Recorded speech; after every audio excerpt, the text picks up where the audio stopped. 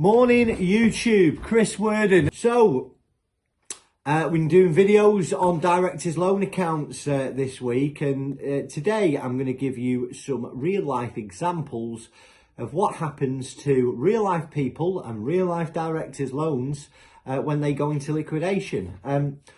One of the things that I've realised when you start researching liquidation online is there's lots of theory, but not real any case studies, not real any practical, scenarios. So here we go. First of all, listen, as many as 70% of directors are going to have an overdrawn director's loan account in a liquidation. So this next 12 months, there are going to be more liquidations than ever before. It stands to reason that a lot of people out there are going to be faced with this problem. So, here are some recent jobs that we have been aware of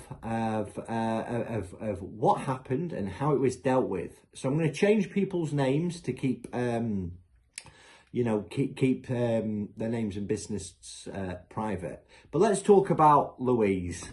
So Louise ran a lettings business in London and she had to liquidate earlier this year. She owed 20 grand to HMRC, 3 grand to her landlord of the shop that she used, and she had another 8 grand in unsecured debts. That was business rates, gas, electric, water.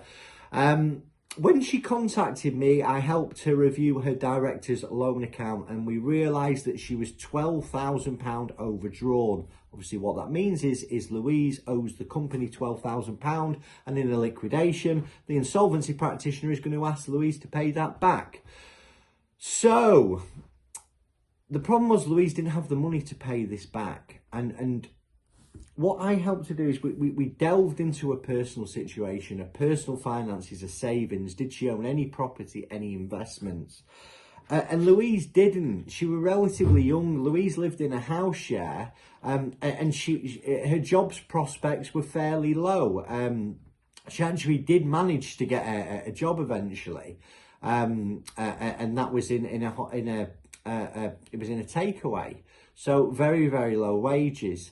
Now, the insolvency practitioner, he understood that Louise doesn't have an ability to pay. There was no chance that they could recover the funds from Louise. And they certainly didn't want to spend thousands of pounds and lots of hours trying to recover something that they're never gonna get. So Louise's director's loan account was agreed to write it off in total. So she was able to liquidate, get on with her life with no repercussions down the line. The next person I'm going to talk to you about is John.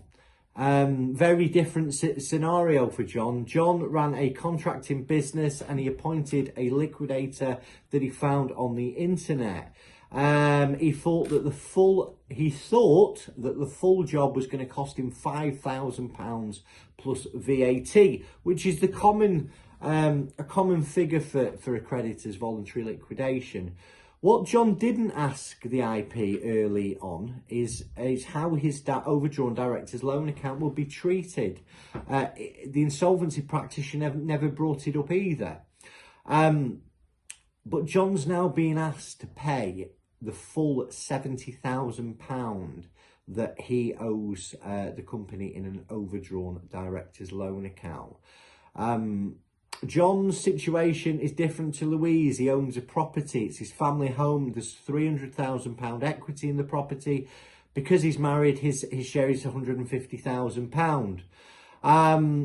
The liquidator has actually now instructed a lawyer to recover these funds off John. And here are his options. He's going to need to take a loan out. He's going to need to potentially sell the house. He's going to need to potentially refinance the house, or because he's actually got a new job inside IR35, he's going to have to make a payment plan to pay this money over a period of time.